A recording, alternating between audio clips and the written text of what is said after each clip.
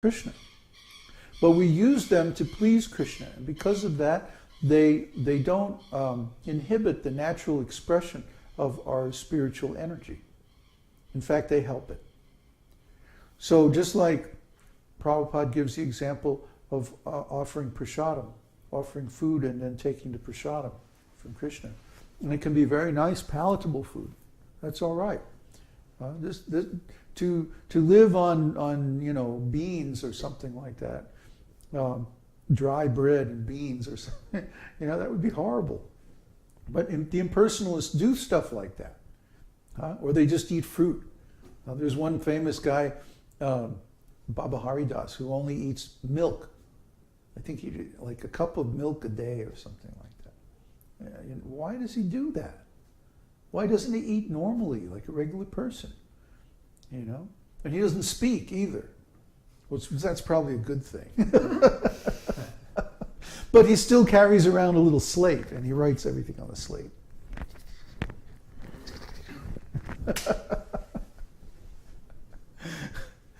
Krishna. But we use words that are offered to Krishna. Words about Krishna. Krishna's holy name. Words about our service. Like just a few minutes ago, we had this big conversation about how to move a bunch of files around on our website.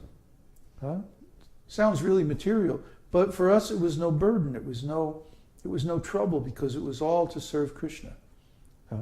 Like, where are we going to put Vishnu Sahasranam? Where are we going to put the Ishopanishad? Where are we going to put the different multimedia files and this and that? It's nice because it's all transcendental sound vibration. So we don't think of it as work. It's like it's part of our loving relationship with Krishna. So all of this stuff that we have and all the tools that we use, if there was some earthquake and all of it was lost, we wouldn't be unhappy.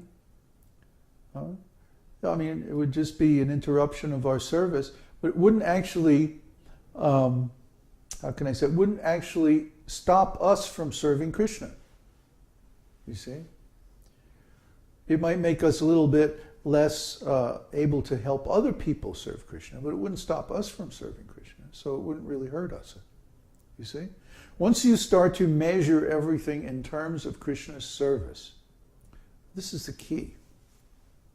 You see? When we measure the value of something, we have some measure in mind, like money. Some people measure everything in money. Well, that's worth $500, and that's worth $200, and they actually compare things like that, and they value things like that. This camera is worth $1,500, and that one's only $20. So this is much better. And then they become attached to it based on their measurement.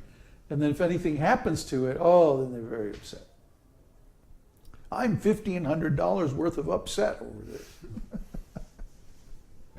But the devotees measure everything in terms of Krishna's service, right?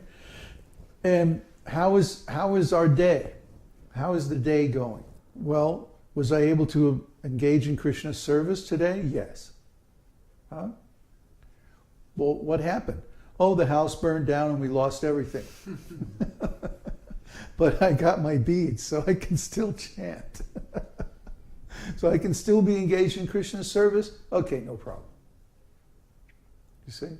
That's how the devotee thinks. So devotees have a different value system than a materialist, or a different value system than the impersonalist.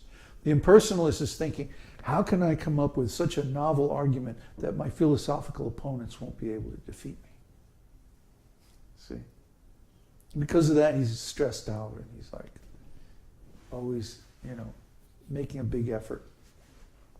So we don't have to do that. We don't have to live like that.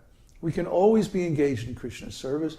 All we have to do is chant the holy name, Hare Krishna. We're immediately engaged.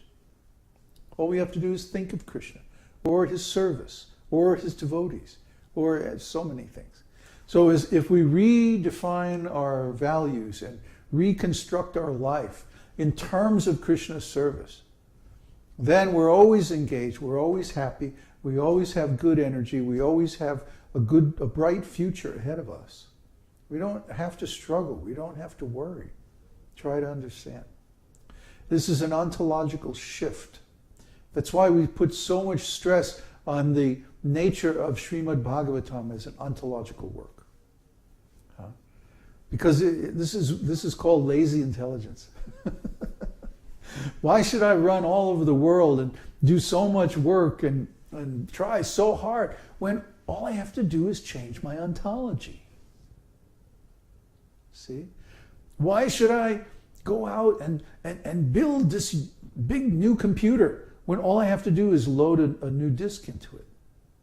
Upgrade the software. See? Why should I try to change so much in my life when all I have to do is change the way I look at it? You see? That's the key. And it's not just change it for the sake of changing it, but to change it in a specific way related to the absolute truth and related to devotional service to Krishna. That's the secret. That's what we're trying to communicate here.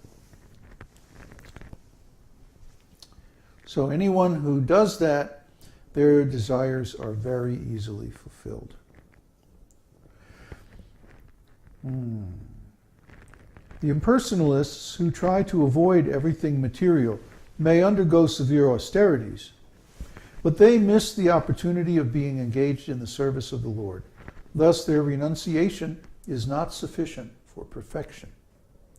There are many instances where, following such artificial renunciation without any contact with devotional service, the impersonalist again fell down and became attracted to material contamination. There are many supposed renouncers, even at the present moment, who officially become sannyasis or renunciants, and outwardly claim that spiritual existence is truth and material existence is untruth. In this way, artificially they make a show of renunciation of the material world. However, because they cannot reach the point of devotional service, they fail to achieve the goal, and they again come back to material activities such as philanthropic work and political agitation. There are many examples of so-called sannyasis who gave up the world as untruth, but again came to the material world because they were not seeking the real repose at the lotus feet of the Lord. In other words, let's say I want to give up something. What do I give up? Let me give up eating. So I'm just going to drink. I'm just going to take liquid food. I'm not going to eat anything. Right? This is artificial. Why is it artificial? Because I can offer nice foods to the Lord and they become prasadam. So why should I give them up? What do I gain from that? It's artificial. You see? The real perfection is to be engaged in the devotional service of the Lord. So if we give up something that can be used in the Lord's devotional service, that's false renunciation. Falgu vairagya. You see? Or if I give up something artificially, well, it's the same principle. If I give up something that looks like sense enjoyment, but actually can be offered to Krishna, then I'm diminishing my devotional service. See? If I start to measure everything in devotional service, measured by terms, in terms of devotional service, that means the more I can increase, the better. So yes, give me a nice house. Yes, give me all kinds of facilities. Yes, give me all kinds of money. Yes, give me a country. Fine, give me a planet. I hear there's a vacant universe over in the next dimension. Can I have that, Krishna? I'll use it for your devotional service. Oh, no problem. Anything we can use for Krishna's service should not be given up. That's why we don't give up. You know, some people say when you become a sannyasi, you have to give up the internet. I actually heard devotees talking about this. If you're a sannyasi, you shouldn't have a computer. You shouldn't have access to the internet. Why? Well, because you might go look at a porn site. Well, wait a minute. I can go down to the corner magazine store and look at porn. The point is, if I'm actually engaged in devotional service, I won't want to. I won't have any desire for it. Well, why, what's that? Why should I do that? You know? Krishna is far more beautiful than any of these porn stars. What do I need that for? So even if I have a computer and I have access to the internet, I'm not going to misuse it. I'm going to use it for Krishna. If we didn't have access to the internet, we wouldn't be here right now talking to you. We wouldn't be preaching. You wouldn't even know about us. Because we're not on the internet. So just see. If we were to give that up artificially, our whole service would be devastated. You see?